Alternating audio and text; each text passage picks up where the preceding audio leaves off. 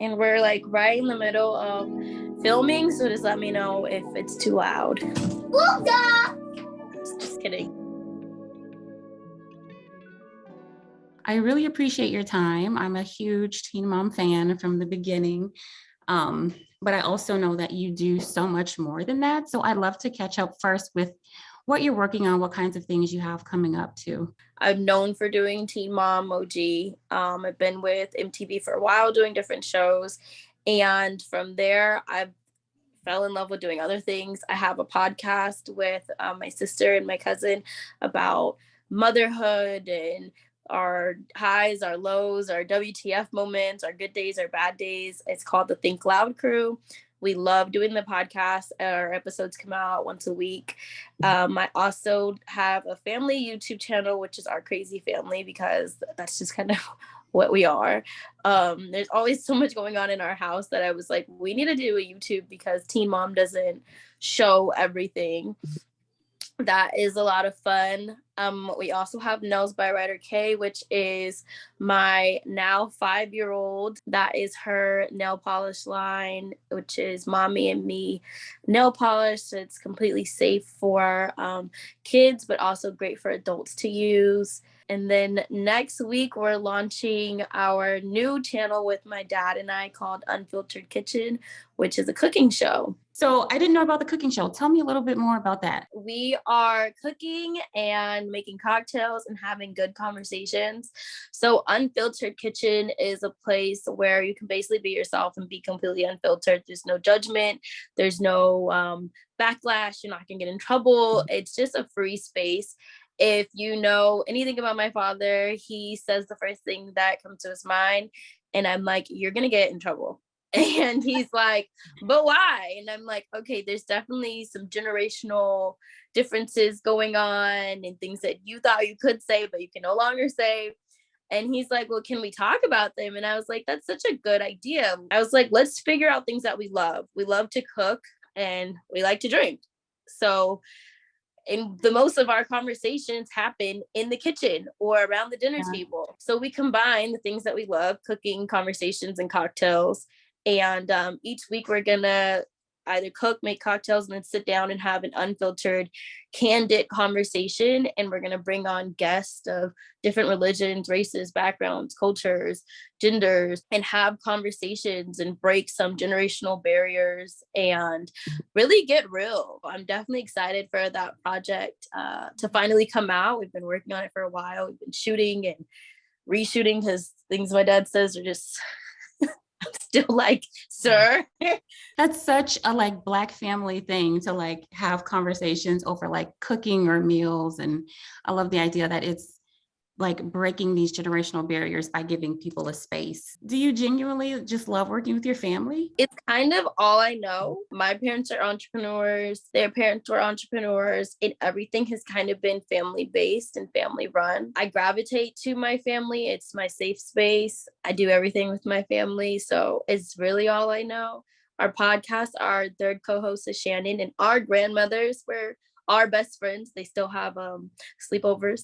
And we grew up together, so it's just natural that I say my cousin, but I also feel like that's a Black thing. Like, yes, it is.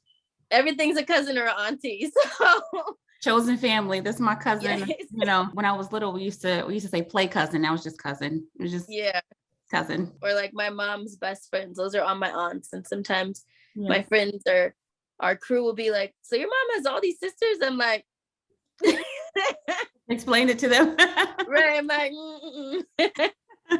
culturally, no, but right. But I could never say that in front of them. So I'm always like, yes, that is my aunt, and that's it. Again, I'm a huge Teen Mom fan. And so when you came on as the first Black woman, like super overdue, in my opinion. But when you came on as the first Black woman, I was so excited, but I knew it was not going to be that easy. How has that affected your experience? I knew that it was going to be a lot to take on, but I also explained to our producers and to the show that if you wanted us to do this, you have to understand that we're not your stereotypical Black family that you're going to see on TV. We get along. We're not pulling each other's hair out. Of course, we have our bad days, but what reality TV portrays us in the light that they portray us, that's not really us. So I was like, if that's what you want, then my family's probably not for you. And they were like, no, we want to show you. We want to show your family dynamic, the co-parenting, the blended family, the gatherings, the fun that you guys have. And we agreed, but we knew that we were taking on an uphill battle, and I didn't know if they would like me. And it took them a while to get used to me. It took them a while to accept what was put in front of them.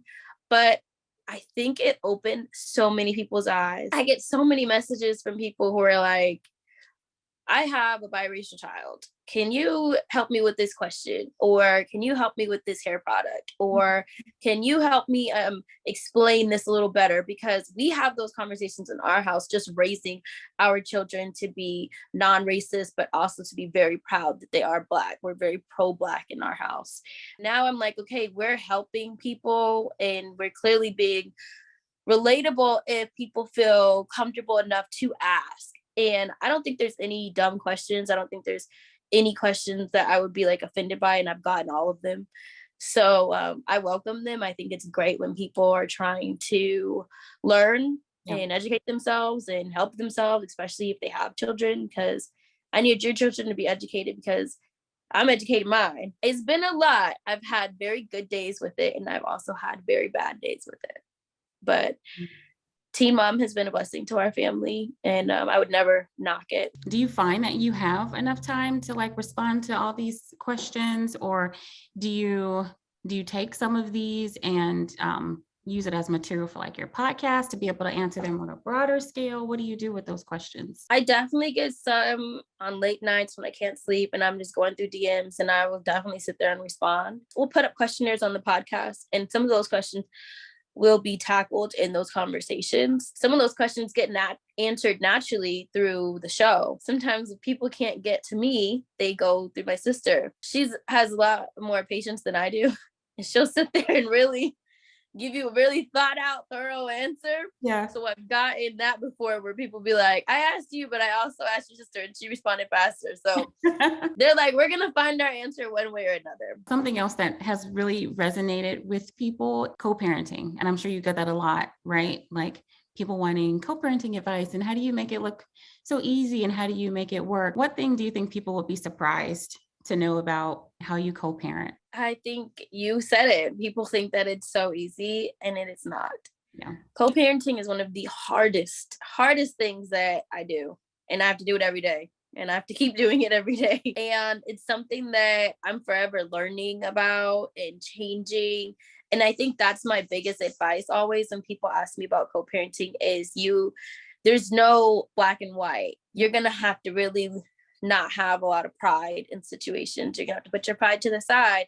You're gonna have to have a lot of patience, and you're gonna have a lot of conversations that you probably don't want to have. But if you get on the same page as someone, and you're not always gonna be on the same page, but if you get on the same page, then you can do it again. One of the things that Corey and I really pride ourselves on is those days that are like, we're just not seeing eye to eye. We won't let another day pass. Like, we will make sure that we handle the conversation, agree to disagree, but that's it. Like, it's not going to keep festering and building up and then have some big, large explosion. Co-parenting is like an evolving roller coaster that just never ends. You never get off the roller coaster. We're never getting off. I also co-parent. I know a lot of people co-parent, and it hasn't always been called co-parenting, especially not in Black families. It's not always been called co-parenting. We've just naturally done it. So I love that we're having that conversation, and it centers this like amazing Black family. We do a good job. Every now and then we look at each other and we're like, we're doing good. Proud of you. I love it. On the advice front, a lot of single moms have been in the situation, right, where they are dating or thinking about that next part in their life. And so you went from being a single mom to now you're getting married. It's not easy. I've been there as well. So what kind of advice would you give to other single moms in that situation? Don't settle. Don't try to fit some picture that you think you need to fit, and creating some picture perfect family with the perfect house and the fence. If you try to fit a mold, it might not work. Yeah. And for a long time, I did that. And I thought, everything traditionally has to look a certain way, but it doesn't. And as soon as I let go of this long, like, picture perfect list that I thought I had to have, everything started to work out. But my number one thing would be not to settle and to make sure that you continue to still put your children first. That was my biggest thing with Ryder. I remember I dated one guy and Ryder was like, "This is not it, mom." And I'm like, "Who are you to tell me?" And looking back, I'm like, I should have listened. Right. I'm like, she knew before I knew. But, really listen to your children. I feel like they have such a sense they can like just feel it and know. And, have fun. I feel like single moms sometimes don't always get to have fun. So sometimes it's okay to let your guard down and have a good time. Speaking of Ryder, you mentioned that you and her have a Mommy and Me nail polish line. And a big conversation that I feel like we've been having like in Black families is generational wealth. Yep. Is that something that you have already started talking to Ryder about or starting to instill in her? She definitely understands that there's a whole rhyme and reason to this. I grew up in my parents' office and I understood at her age. And a lot of people, when we launched the business, were like, "She's so young, she doesn't get what she's doing." I'm like, no, we've talked to her about this. She understands she's a young entrepreneur. It is something that we're definitely instilling in all of the children in our family about generational wealth. And we include our kids in everything. When we go to look at different properties, we bring them so they understand where it's going and what you can have if you work hard to get it. It's never too young to start, in my eyes. It's not. So other than generational wealth, what other legacy do you hope to pass down to your kids? I think I just want my kids to be able to look back one day and to see all of this, all the different moving parts. And the scary thing is that they will be able to see it because of T-Mom. Literally. Right. They'll literally be able to watch it. Yeah. But I want them to just be proud of where they come from and who they are. Maybe our family doesn't look like the family next to you or the typical one, but this is your family and this is who you're proud to be with and around. And I really want Ryder and Ace to understand what they come from